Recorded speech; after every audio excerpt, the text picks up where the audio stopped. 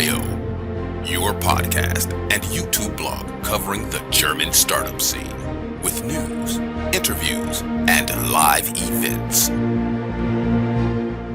Hello and welcome everybody. This is Joe from Startuprad.io, your authority on startups from Germany, Austria and Switzerland, also known as the DACH region. Today we're diving deep into why company culture might be your biggest growth lever or your greatest hidden cost. My guest is someone who has dedicated his career to building what he calls magic cultures. Welcome, Conrad. Hi, Jan. Lovely to be here. Totally my pleasure. And we're both smiling because we're going to introduce our audience to a very simple German word. It's called Fachkräftemangel. Yeah, my Australian coach Carl always, when we talk about that, he says, "Could you repeat that, please? It's such a beautiful word. It's impossible to pronounce for me. Fachkräftemangel. It's basically skilled labor shortage. But in German, we have that possibility to build words as we please and make them as long as we like." Exactly. There are other famous German words, but we are sticking today with Fachkräftemangel.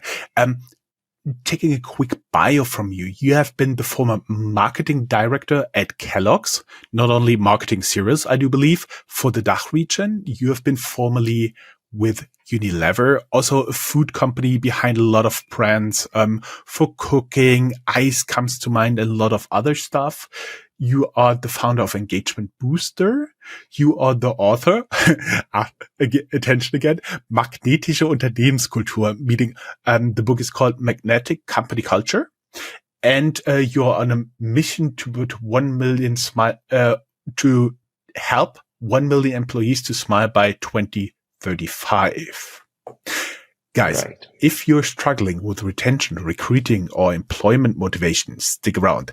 This episode will give you a practical framework you can apply today.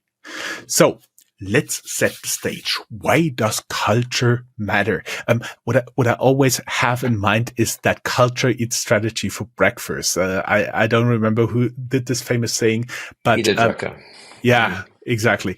That is always what's been sticking to my mind. And such a lot of people are talking about company culture. I had a former employee of PayPal, Michelle, here. She also talked about company culture.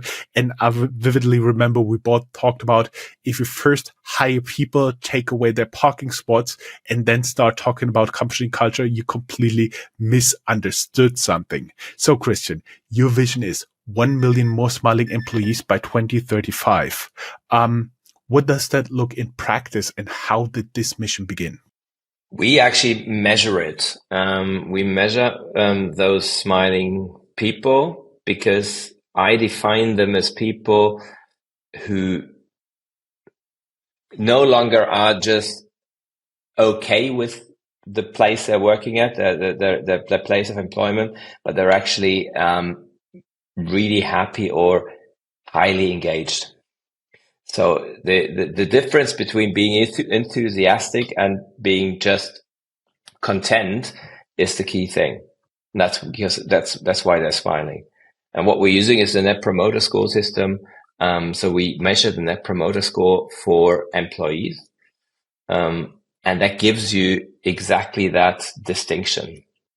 There is a Net Promoter Score for almost everything. Can you tell us about Net Promoter Score and why do you think it is useful? Well, I think it's useful because it's simple. That's the first thing. So, and the other reason why I think it's useful is that it reframes the relationship between employee and employer. Basically, what you reframe is that you say that the employee is the customer for the product workplace, and you basically measure customer satisfaction. And a lot of people have actually done such a survey for customer Net Promoter Score. How likely is it you recommend the product? 1, very unlikely, and 10, always. That's basically it. Okay. That's basically it. So it's the most simple but yet extremely powerful way of measuring employee satisfaction, which I think, satisfaction is actually not what you want. You want excitement or engagement.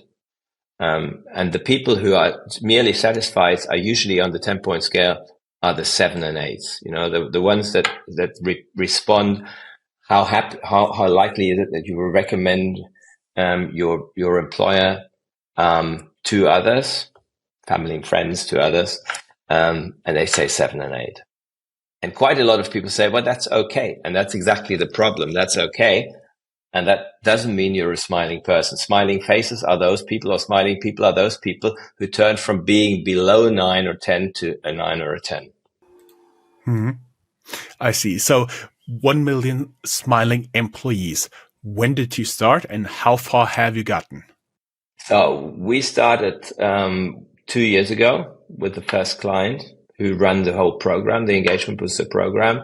And so far, it seems like we haven't come very far, but we have actually run the proof of concept, and we stand at 65. 65 smiling employees. Yes. So, it's minimum viable product testing. And now comes the time when we build the machine. So, because we want more smiling faces, and that means also more smiling employers, because it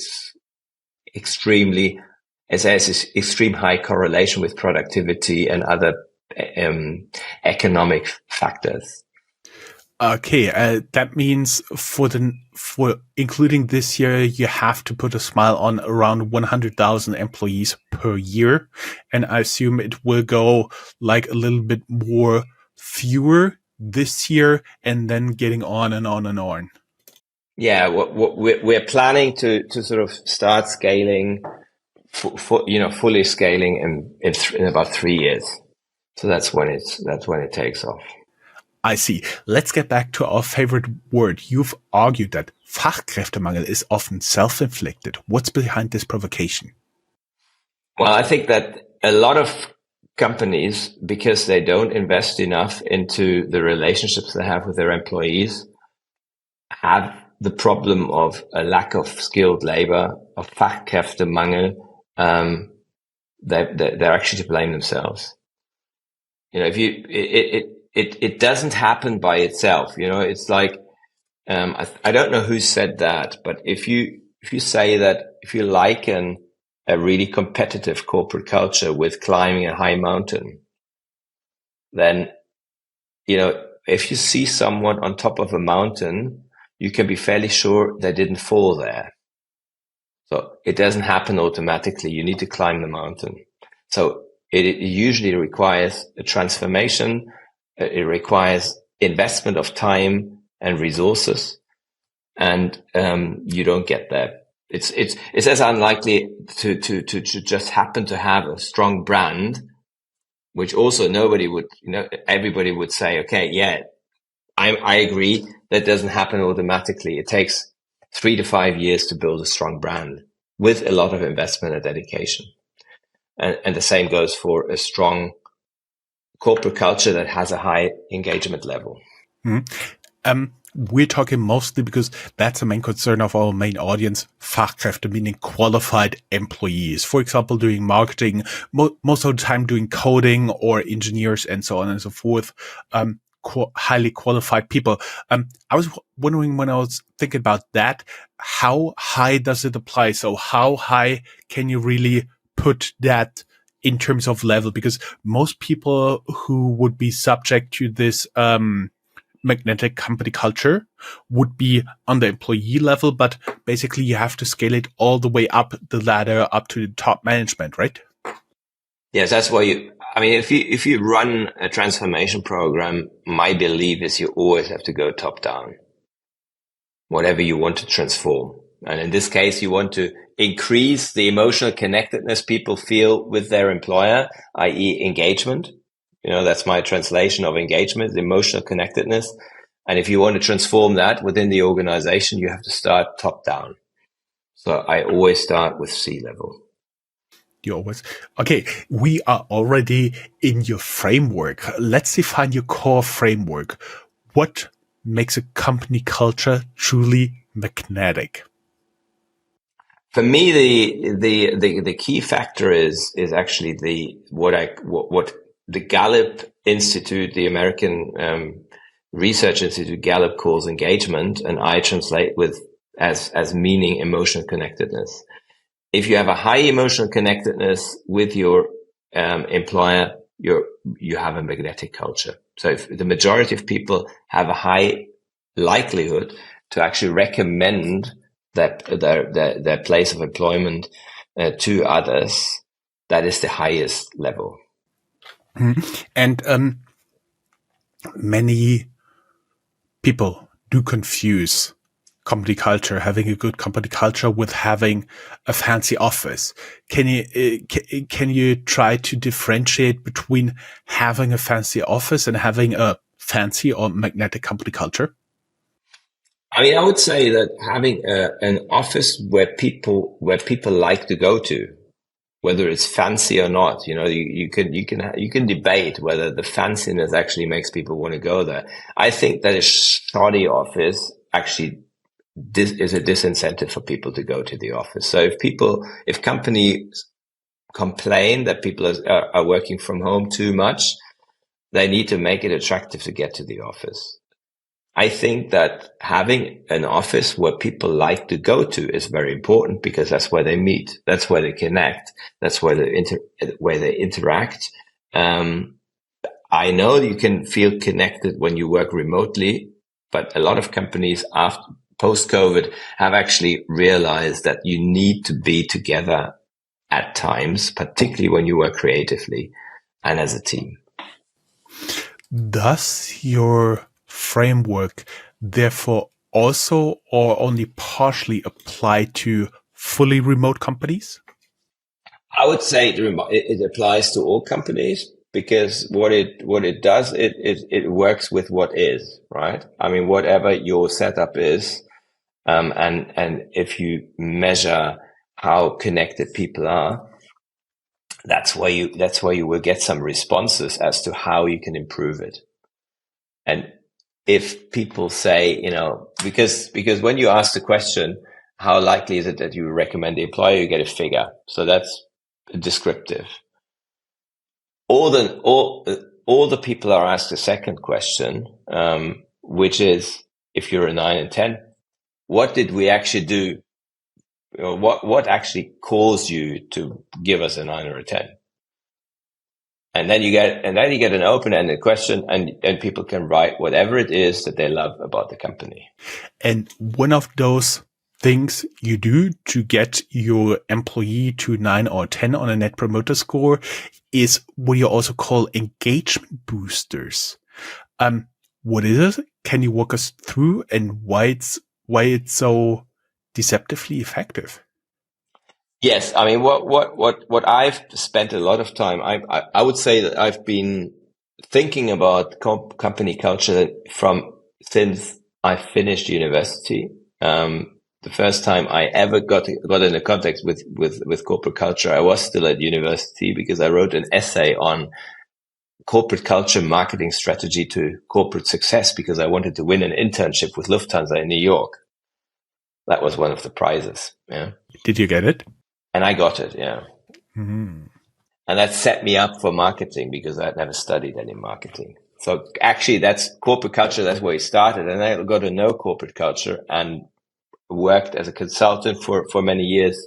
And now, since 10 years, I've dedicated my life to working on culture and coaching leadership topics. So that's the background story.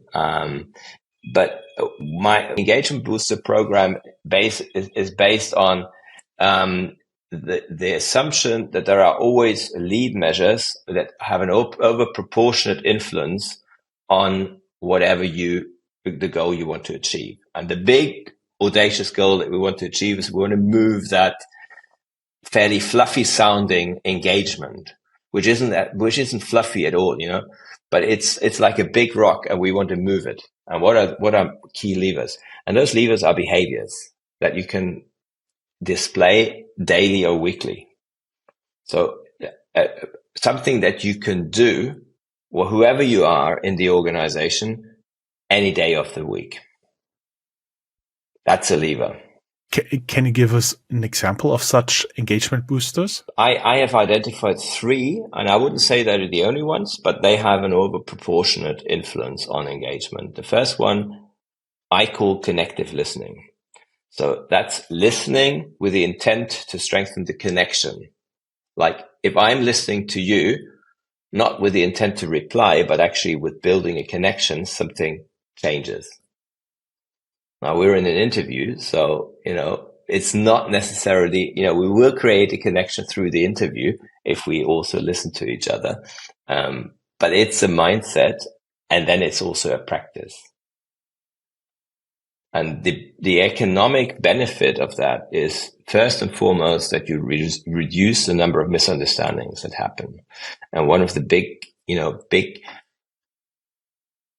bad things that happen in organizations that negatively influences the feeling of emotional connectedness are misunderstandings. And it's also the biggest productivity killer. So the other thing that happens, it builds trust. So on one hand, you have a very economic impact. You reduce misunderstandings and you increase productivity automatically. If everybody stops interrupting each other and people start listening to each other, really making sure they understand and they build a connectedness among each other, that productivity increases and trust increases as well. Because if you kind of put yourself in the situation where you're in conversation with someone and you realize someone is actually truly listening to me and seeking to understand me, you will open up.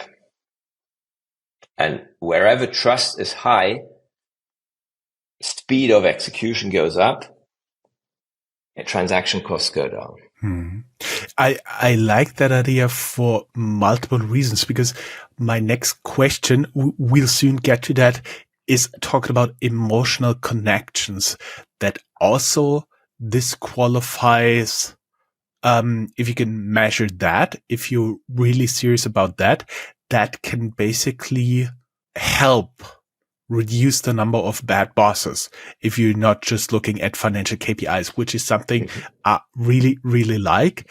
And going to my next question, the emotional connection is now a new business KPI. How can companies start measuring that? Well, the simplest way that I know of is measuring Net Promoter Score. So you measure the employee Net Promoter Score by asking that very simple question. You can either do it yourself or you can have someone like me do it for you, which increases the likelihood, if you do it externally, that people will be honest about their responses. Yeah. So you can do it internally, yes. But if you want to have really honest responses, you usually outsource this, because then you have less likelihood that people will think, if I am really honest about what's wrong here and what needs to change, I will not suffer any consequences.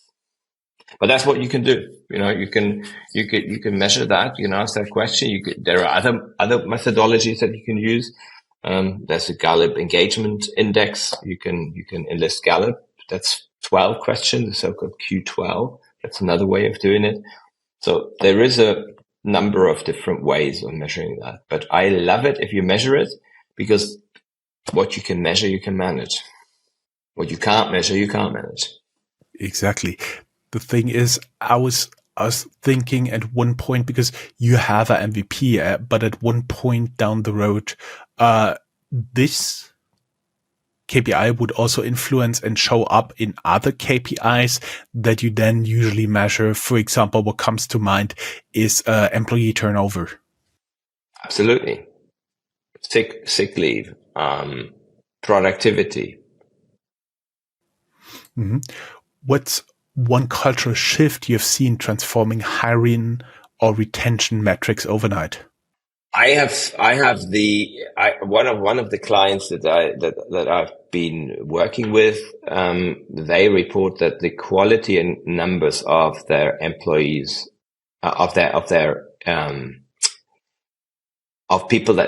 applicants, have significantly increased within less than a year since they ran the engagement booster program, which isn't surprising to me, because what it does, it actually it changes the way that people work with each other, and that in today's world, fast-moving world, translate into social media buzz and very clearly things like Glassdoor or Kununu ratings. We said that more applications in the back of my mind. There just started a small Joe jumping up and down with the sign Fachkräftemangel.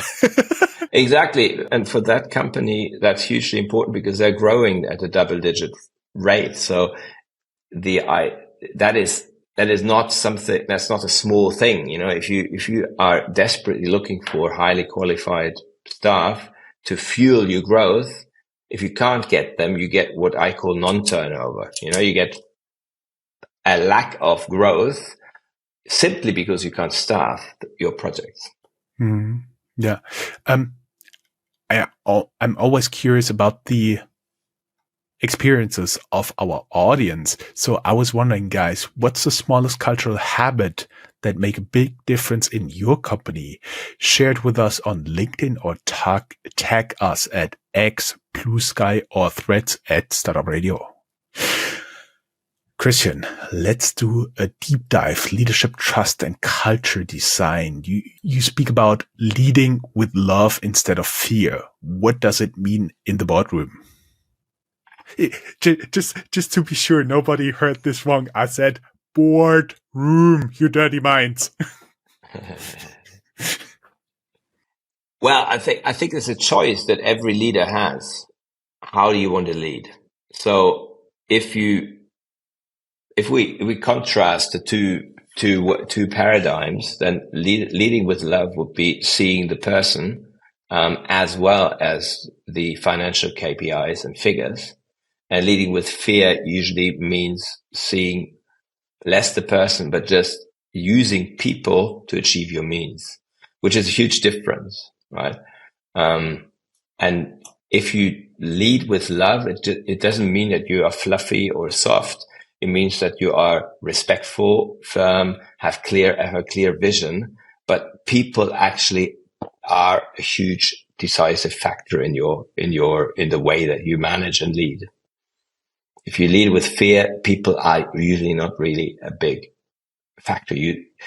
I've heard people say that it doesn't really matter who we have. You know, anybody can be substituted. So we use people, throw them away, and get new ones. And in a situation where you have Fachkräftemangel, that is something that you need very deep pockets to be able to afford. You know? So I think it's a highly economic business figure or related paradigm shift that you will see in the bottom line. You know, if you move from a management by fear to a management by love. Love sounds so fluffy, but love just means that people actually play a huge role. You know, what does it mean? It means that in very economic terms, it means that you put people away from the P&L into the balance sheet. You get the point? You know, human resources are not in the balance sheet, which is why they're treated as costs. So they're treated worse than machines that are actually in the balance sheet and that are written off. So you need to reinvest continuously in your machinery equipment, in your technical equipment, because it needs to be renewed. So if you make that kind of change in thinking, you're actually moving towards the love side, away from the fear side. I mean, nobody would beat their machine up, would they? Literally or figuratively.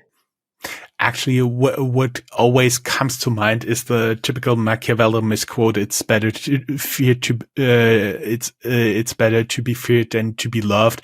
Actually, he said you need both, but if you can have only one, it's better to be feared than to be loved. So you need both, guys. More love in the boardroom, you dirty minds. So you need. I mean, that's why this is provocative, and I would like to take away all the red hearts from that. I think it is more, and I would sort of disagree with Machiavelli. You need respect. But what you want as any type of leader is you want to be able to tap into the full resources of all the people that you work with. And that is something that you can't force. So if you want someone to go the extra mile, if you want someone to do to give you 120 or 150% of their time and energy, they will have to give that by their free will. Otherwise, they won't give it long term. They will do it for some time if it's purely transactional, and then they will leave for somewhere where they get paid more. They become mercenaries. There is no relationship. It's purely transactional. And that's, when you have high engagement, it's no longer purely transactional. It's relational. Mm-hmm. You also talk about feed forward. Why is it more powerful than feedback in today's work culture? I would say you need both. I'm not at all against feedback. Feed forward is much lighter, and it is forward looking. It is future driven. It is linked to potential. It's linked to growth and development. And that's why it is a hugely valuable complement to feedback. It is also easier to give. It's easier to implement than feedback. Feedback, you can do so many things wrong in feedback. So you really need to learn it. You need to teach your people. You need to train your people to give proper feedback that is useful and helpful and that builds performance. Feed forward will always do that. Feed forward will help you build performance, will help you instill a paradigm of excellence in your organization. It will improve solution focus and solution capabilities. So there's a lot of great benefits of feed forward. Mm-hmm. How do you help companies diagnose their culture in a way that's objective and not fluffy? I assume you first do a net promoter score and then? Well, and then what that enables you to do is to actually get a status of this is where we are. And the good thing about net promoter score is that you can actually benchmark yourself against others. So you know where you are in relationship perhaps to similar companies that you want to compare yourself with.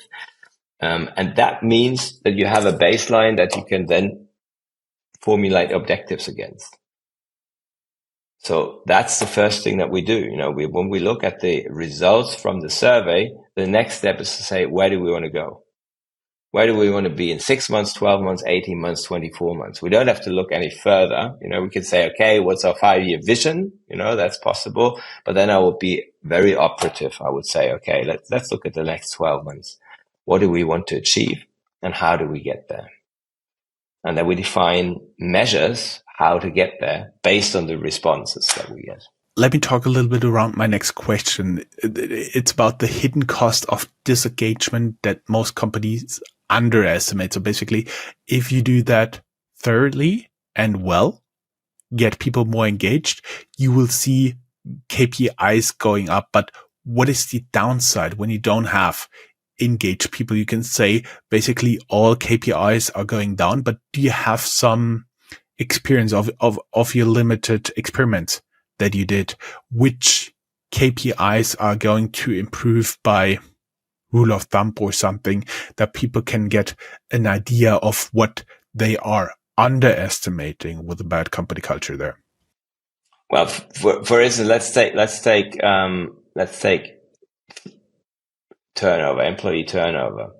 Employee turnover, there is some turnover that you want to have. You want to have some movement.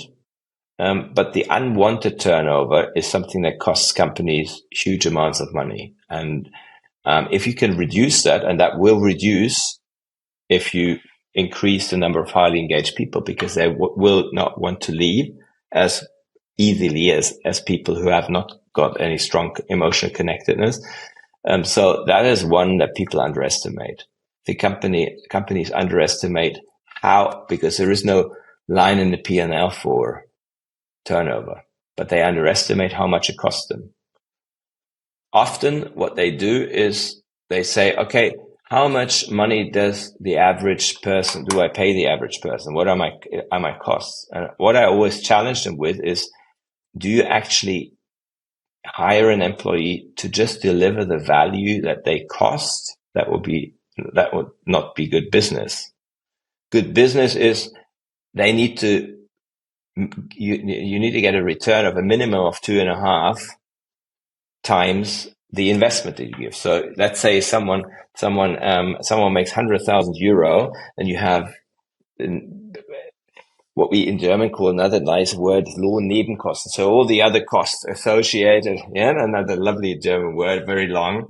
All the other costs associated with the employment is usually between 25 and 50%, depending on the number of benefits, etc., that you get. We made ad for our audience. Around 85% of our audience is based in the DACH region. So nonetheless, we added for like the 50,000 that are listening to this interview without knowing that. So there's social security in Germany, and most of it is split 50-50 between employer and employee. That means, if you pay an employee 5,000 euros, he'll have something like 500 euros social security costs that you need to match. Mm-hmm. And the minimum Lohnnebenkosten in Germany is 22.5%, but most companies have more. So let's say it's 50% just for simplicity's sake. Then let's say it's a complex job, so it takes you 1 year to get up to speed, right? You hire someone, and from the day of hirement and the first day in the office until they are as high performing as their colleagues in the same job who've been there for 2 years, let's say it takes 12 months. Quite often it takes longer. Anybody who's in sales or whatever knows that. But let's be very simple. Then a lot of people would say, okay, then turnover of one person will be 150,000 euro. But that's not true, because the minimum that you have to have is 2.5 times that much. So 2.5 times that much, simple maths is 325,000 euro, right? That's the minimum. If you have a company where the turnover per capita is higher, like many software companies, whether it's 500,000, 750,000, 1 million, then it's that figure that you need to calculate with. So if you have a 100-person company where you have 10% turnover at, let's say, 325,000 a person, that's 3.25 million a year. So if you can reduce that by 50%, you've saved half of that. You've saved 1.65 million. Let's give a short break to all the C-level executives and founders who are now doing some calculations in their head. Okay. That's just one of the metrics. Another one will be sick leave, and you can do the same calculation. What's the average? You go to your HR department, you look up how many sick days do we have on average. In highly engaged companies, they're really low. And that is also a huge one. The biggest one, though, is if you're a growing company, and I know there are lots of startups listening here. If you're a growing company that grows double-digit every year, and that's your business plan, that's how you're working, and you cannot realize that growth because of lack of staffing, then if, let's say, you are growing by a business, you're growing your business by 10% a year, and you can only realize half of that growth. Well, the difference that the turnover and the profit you don't make is actually what it costs you not to have the right people on board. And the third metric is productivity. The people who are highly engaged are usually way more productive than the average productive people in a company. And I spoke to a CEO once and I said, my assumption is that the highly engaged people are 20% more productive than the average. And he said, that's not true. It's a lot higher in my experience. It's a lot higher in my experience. McKinsey says that the top qualified people in a company make between 400 and 800% more, are 400 to 800% more productive than the average. Now, I think that's a little steep, I don't know exactly what they base the figures on, but take something between 50 and 100. They based it on the daily rate. Otherwise, you cannot justify them. I'm sorry for my company.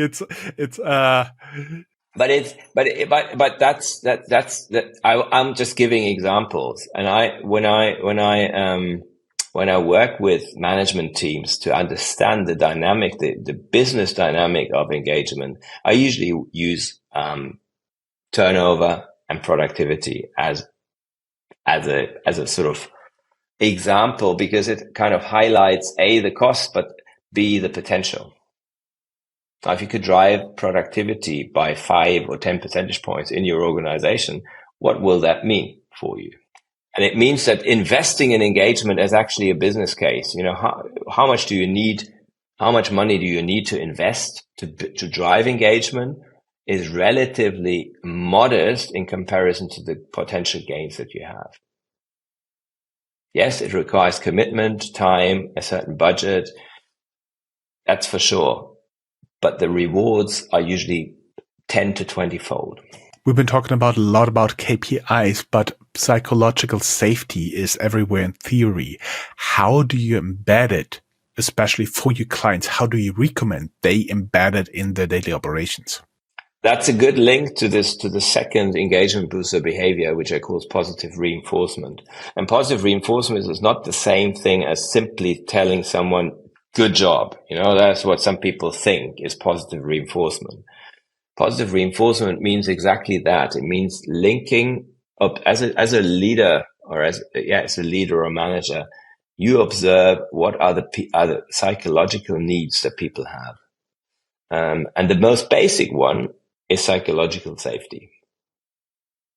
I mean, the whole notion of psychological safety came up through a research project that Google did with Harvard University, Amy Edmondson.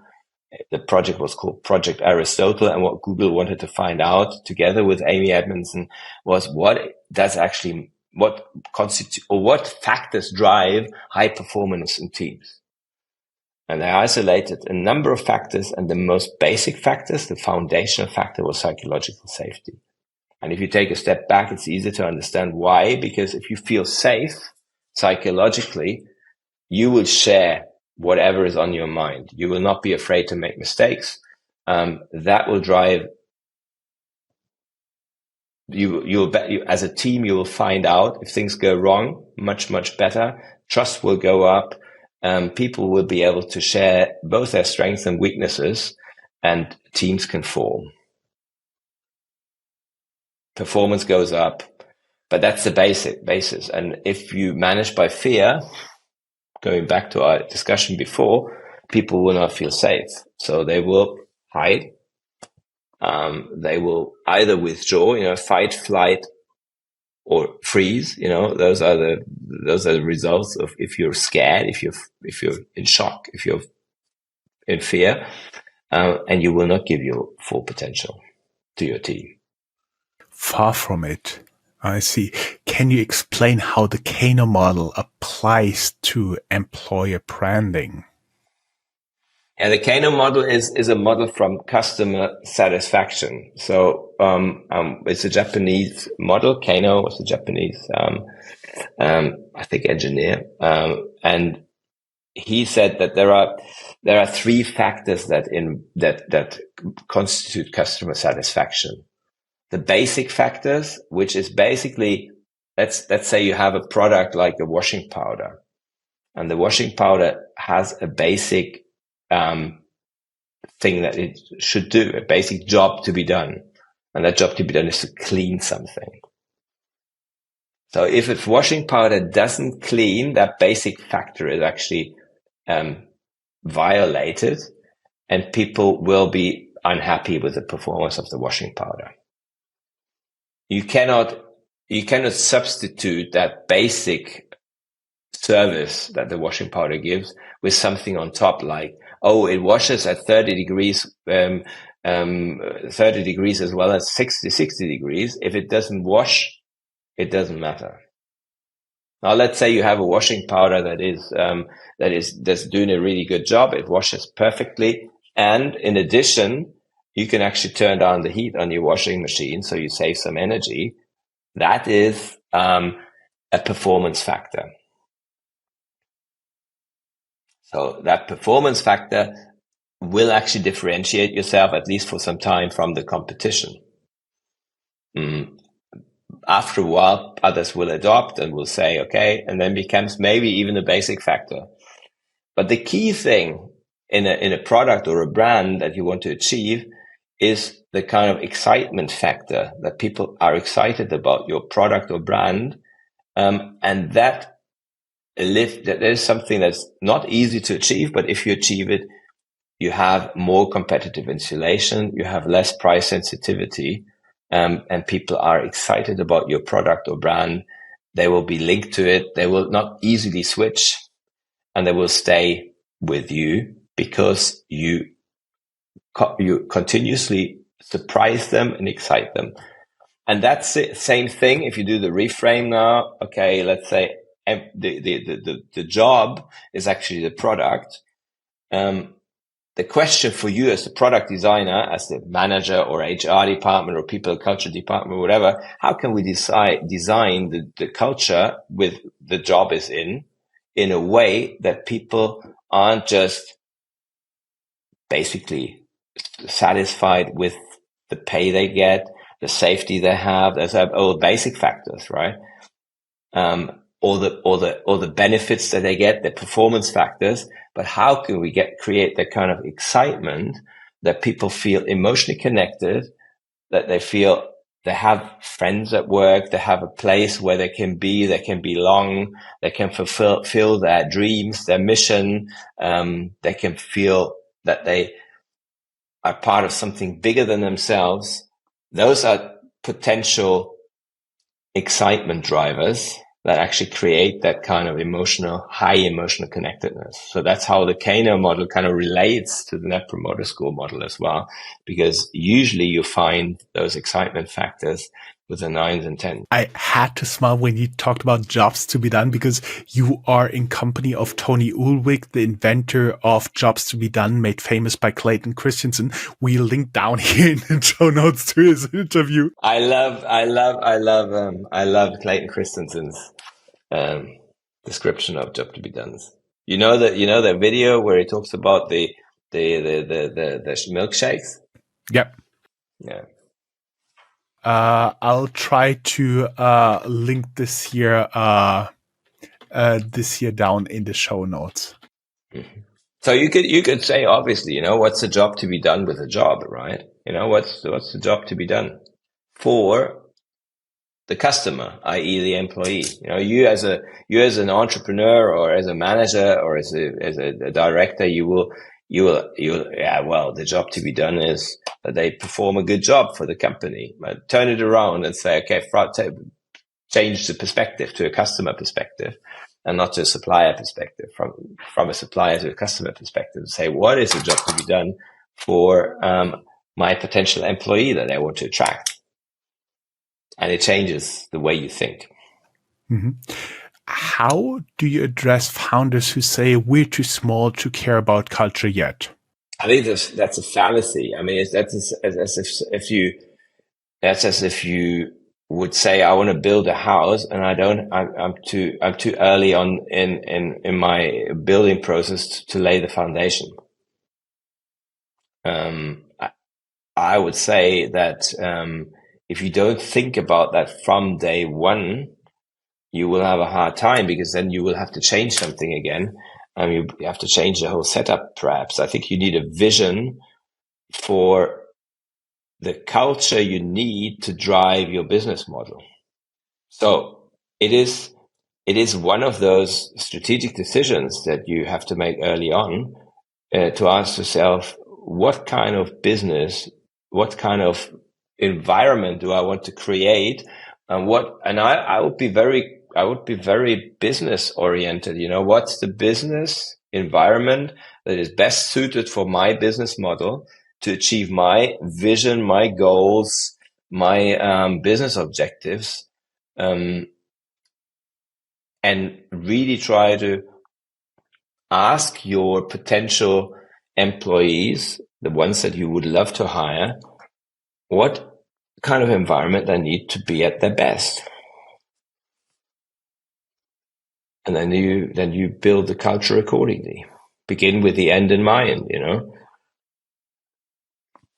That would be my take. I think you can't start too early to think about culture. And that's something that good kind of incubators would tell you, An acquaintance of mine, Jörg Reinbold of the APX incubator in Berlin. He's a great fan of helping small, young startups get over the first hurdles, and he's a great fan of creating a strong culture from day one. Mm-hmm. Speaking about culture and soft skills and leadership, what would you say? What soft skill in leadership is now a hard edge for competitiveness? Well, I think that excellent listening skills will give you an edge in many, many ways. You want to drive innovation, be a good listener. You want to find the secret of fast growing, of fast tracking your growth, be a good listener. Train your listening skills. You want to have high engagement, build that muscle. It's a huge lever that you have in building business. Christian? Yeah. It was a pleasure having you. We originally envisioned this to be one podcast, but we are now recording for 50 minutes. And I think we'll take a short break and make this a 2-episode interview for the very simple reason. The way to work of most of our listeners is not that long. Would you agree to come back to the next recording? I'd love to. I appreciate, your questions and being able to hopefully answer some questions that are relevant for the audience. That's the key thing. Great. Thank you very much. It was a pleasure having you as a guest. Thank you.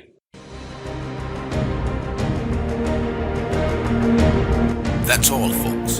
Find more news, streams, events, and interviews at www.startuprad.io. Remember, sharing is caring.